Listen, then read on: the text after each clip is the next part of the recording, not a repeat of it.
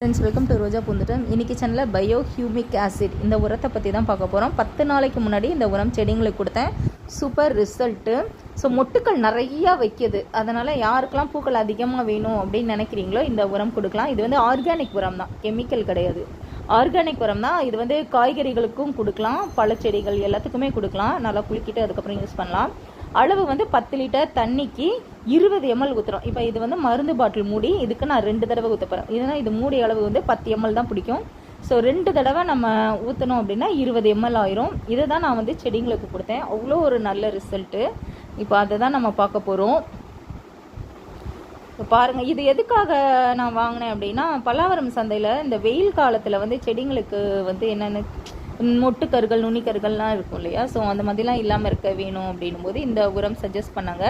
இது வந்து வேர் வந்து நல்லா சாஃப்டாக வச்சுருக்கோம். நாங்கள் மண்ணெல்லாம் வந்து இறுகி இருக்கும் இல்லையா, அந்த மண்ணெல்லாம் லூஸ் ஆக்கி வேரை நல்லா வச்சுருக்கோம், பிளான்ட்டு நல்லா ஹெல்த்தியாக வளரும் அப்படின்னு சொல்லி தான் கொடுத்தாங்க. அது மாதிரி பூக்கள் நிறையா வரும்னு சொன்னாங்க. சாமந்திலாம் நீங்கள் கொடுங்க, நிறையா பூக்கள் வரும் அப்படின்னாங்க. ஸோ அதே மாதிரியே நிறைய பூக்கள் வந்துட்டுருக்கு. முட்டுக்களும் நிறைய வைக்குது, எல்லா செடியிலையும் வைக்குது. அதனால தான் உங்களுக்கு நான் வந்து சஜஸ்ட் பண்ணேன். நிறைய பெருப்புக்கள் வரல அப்படின்னு வருத்தப்படுவீங்க இல்லையா, அவங்கெல்லாம் இந்த உரம் வாங்கி செடிங்களுக்கு கொடுங்க, நல்ல ஒரு ரிசல்ட் கிடைக்கும். இப்போ நீங்கள் பார்க்குறது மல்லி தான், இருவாச்சி மல்லி பூத்திருச்சு பாருங்கள்.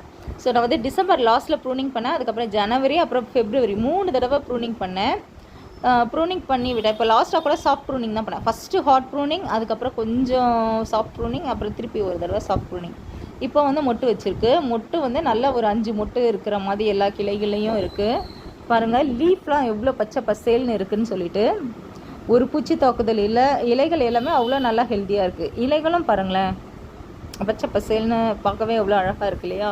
எல்லா கிளைகளையும் மொட்டு. ஆக்சுவலாக நான் மார்ச்சில் தான் மொட்டுலாம் விரியும் அப்படின்னு நினச்சேன்.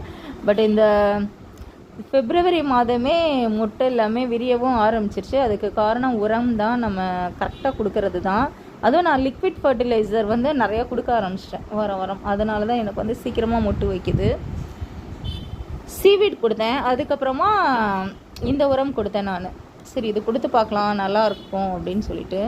ஸோ இல்லை, இதெல்லாம் வந்து நான் எப்போ கொடுப்பேன்னா இந்த சம்மர் டைம் மட்டும் தான் கொடுப்பேன். இப்போ போன வருஷம் நான் கொடுத்தேன், நல்லா இருந்தது ரிசல்ட்டு. அதனால தான் இந்த வருஷம் நான் முதல்ல இருந்தே நான் கொடுக்க ஆரம்பிச்சிட்டேன். இது வந்து போன வருஷம் ஏப்ரல் மாதம் தான் வாங்கியிருப்பேன் நான் இந்த உரம்லாம். ஸோ ஏப்ரல் மே ஜூன் அது வரைக்கும் தான் யூஸ் பண்ணேன். அதுக்கப்புறம் யூஸ் பண்ணல. அதுக்கப்புறம் மழை டைம் வந்துருச்சு, அப்படியே ஸ்டாப் பண்ணியாச்சு. திருப்பி வெயில் ஆரம்பிக்கும் போது இதெல்லாம் நான் கொடுக்குறேன். ஏன்னா மண் வந்து நமக்கு லூஸாக வைக்கணும் இல்லையா வெயில் காலத்தில். ஸோ மண் இறுகி இருக்கக்கூடாது. இப்போ இந்த நீங்கள் பார்க்குறீங்களா, இது வந்து மினியேச்சர் ரெட் கலர் செடி. இதுவும் நான் ஜனவரி மாதம் 20ஆம் தேதி தான் ப்ரூன் பண்ணிவிட்டேன். இப்போ இன்றைக்கி வந்து பிப்ரவரி 21 ஆகுது பாருங்கள். எவ்வளோ நிறைய மொட்டுக்கள்னு சொல்லிட்டு.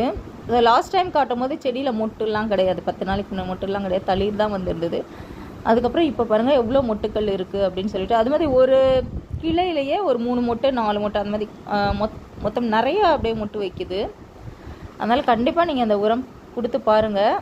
வெயில் காலத்துக்கு நல்லா கொடுக்கலாம் இந்த உரம்லாம். ஸோ உங்ககிட்ட வந்து இந்த உரம் இல்லை, என்னால் வாங்க முடியல அப்படின்னு நினைக்கிறவங்க, இதுக்கு பதிலாக நீங்கள் கத்தாழை இருக்கும் இல்லையா, கத்தாழை வந்து எடுத்துக்கோங்க. 1 மடல் எடுத்தீங்க அப்படின்னா 7 மடங்கு தண்ணி ஊற்றிங்க. நல்லா 1 மடல் எடுத்து மிக்சியில் நல்லா நைஸாக அரைச்சி அது 1 டம்ளர் வரும்.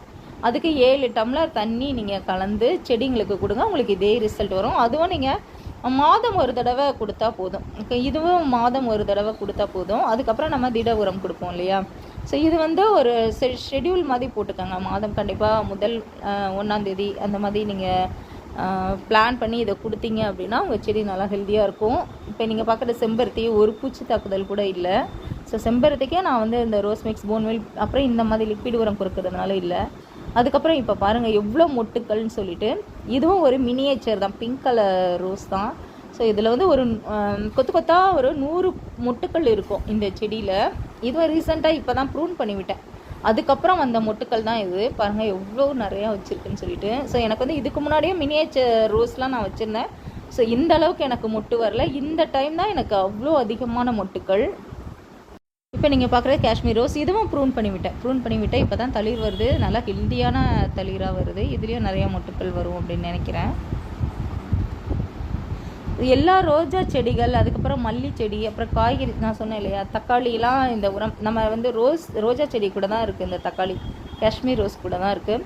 ஸோ அந்த செடிக்கு உரம் ஊற்றும் போது இந்த தக்காளியும் அந்த உரம் எடுத்துக்கிட்டு நல்லா சூப்பராக வளருது. தக்காளிலேயே மாவு பூச்சியே கிடையாது.